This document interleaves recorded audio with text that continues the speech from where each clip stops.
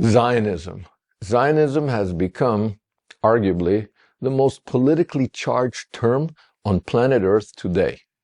And the progressives equate it with everything bad on planet Earth: neocolonialism, racism, oppression. All bad things start and end with Zionism. But how many people actually know what the term means? Well, let's look at that for a second. The term Zionism, let's start with Zion. In Hebrew, it's called Sion.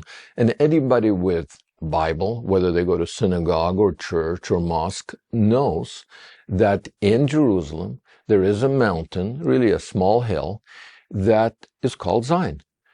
And that mountain became synonymous with Jerusalem when Jerusalem became the capital of Judea and the land of Israel. King David ruled from Jerusalem. King Solomon built a temple on Mount Zion, and that temple, two temples there were, first temple and then second temple, stood there for 1,000 years. 1,000 years. It became the center of God worship, monotheism in the world. Alexander the Great went there. Jesus went there and cried when he foresaw its destruction. And it continued to be holy to this day. It's arguably the most disputed and at the same time revered piece of real estate on planet Earth. The little piece of territory on top of Mount Zion in Jerusalem. And Zion became synonymous with Jerusalem and with the land of Israel. So, the Jewish people have a connection with the land of Israel that goes back 3,700 years when Abraham leaves what is today Iraq and goes to Canaan, Israel. And then Moses leads the Exodus, let my people go, to the Promised Land some 3,500 years ago. Joshua fights with Canaanites and establishes a Jewish state in the land of Israel, in the Holy Land. And there have been over the history 4 Jewish states there, never any other state, no Palestinian state, no other state. The only independent states in that area have been Judea, Judah, ancient Israel, and modern Israel. Now, 2,000 years ago, the Romans, colonial empire, crushed the Jews. The Jews fought for freedom. They could not stand the idea that a pagan empire would rule a monotheistic, God-fearing country. They fought, and they fought, and they fought. And after some 4 revolutions, they were crushed and dispersed.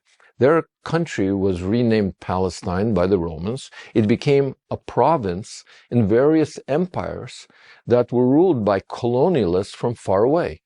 First pagan Romans, then the Byzantine Christian Romans, then the Crusaders, then the Arabs who arrived from Arabia, then the Ottoman Muslims from Turkey, then the British.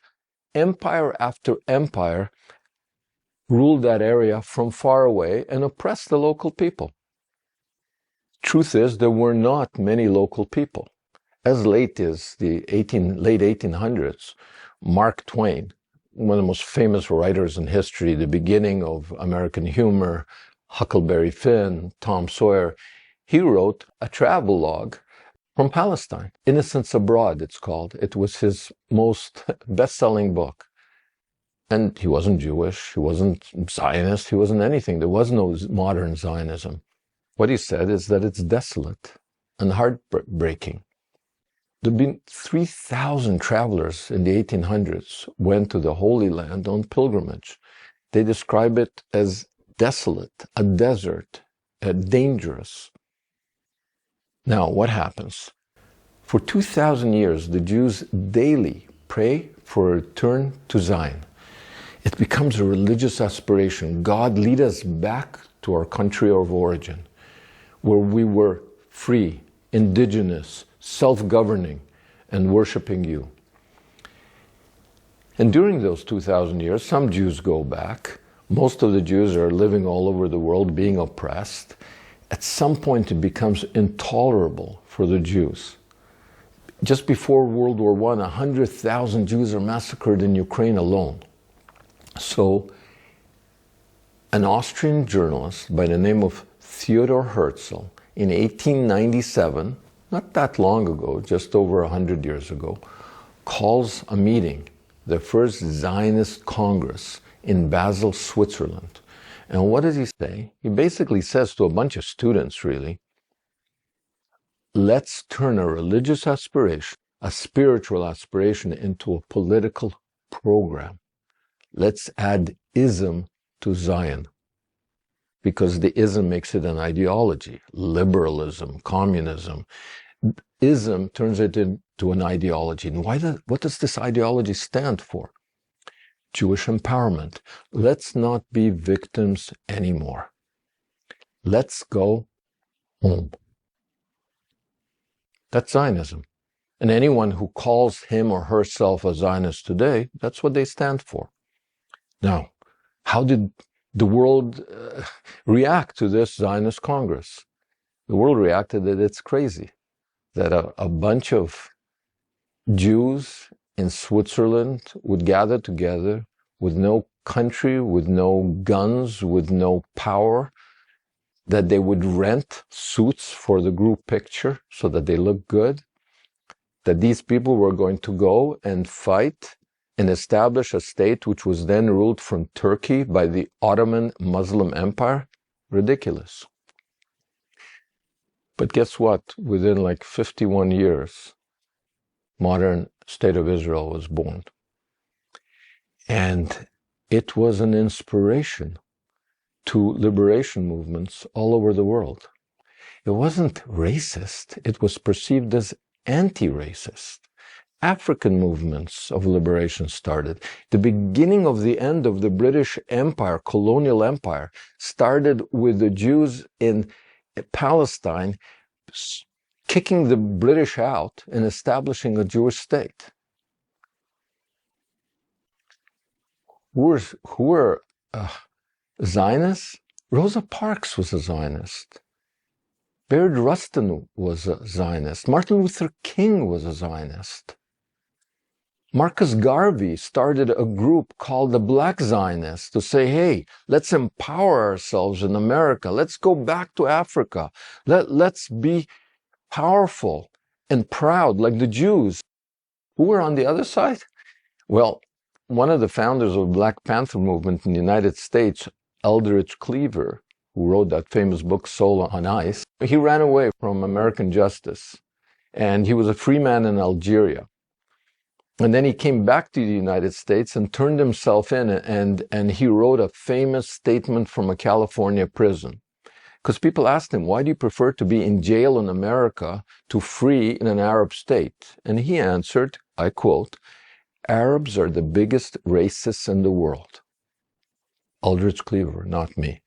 They have a cultural problem, not the Zionists. The Zionists are the anti-racists. I mean, this is Eldridge Cleaver.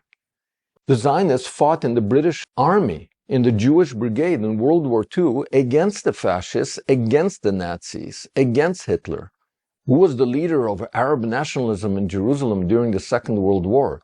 Hajj Amin al-Husseini. Where was he during the war? He was in Berlin, rooting for Hitler, telling him to kill all the Jews, not just those in Palestine, all of them, all over the world. I mean, unfortunately, these are the people that the Zionists are still fighting. Hamas, anti-gay, anti-women, anti-West, anti-democracy. The Arab world has slavery today. Check it out. Black slaves in the Arab world today. The great financier of Al Jazeera and Hamas and so on is Qatar. Qatar, under Western pressure, only outlawed slavery in 1952.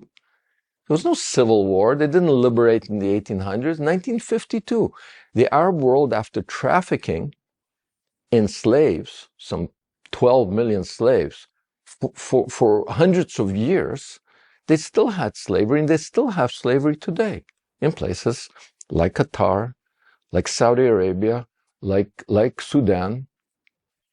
So, in a bizarre flip of reality, the anti-racists are called racist. The slave owners are called liberation movements. How did that happen? It's simple. The people who are against the Jews hate the Jews more than they love freedom, more than they love equality. Historically speaking, there's two movements fighting it out in the Middle East. One movement, pro-slavery, pro-racism, anti-gay, anti-woman, pro-terror, against democracy, against liberalism, against nationhood. They want an Islamic republic all over the world, against nationalism, right? Against statehood. The other movement, against imperialism, against colonialism, against racism, for democracy, for freedom. That movement is called Zionism. Choose a side.